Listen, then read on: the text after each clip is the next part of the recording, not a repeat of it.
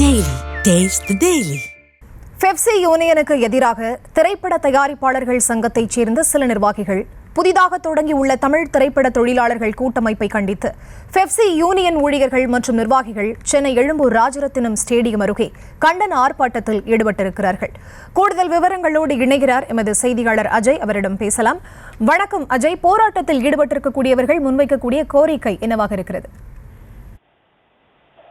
Pepsi சம்மேளனம் 23 சங்கங்களை உள்ளடக்கிய சங்கம். பல ஆண்டுகளை கடந்து சம்மேளனம் பயணித்து 25,000 பேர் உறுப்பினர்களாக இந்த சங்கத்துல இருந்து வராங்க.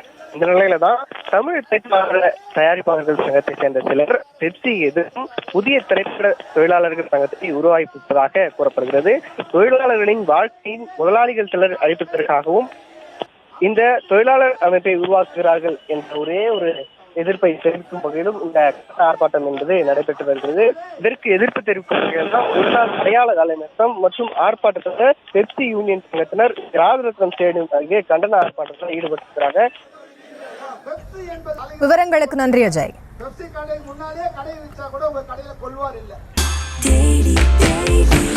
Taste the Daily.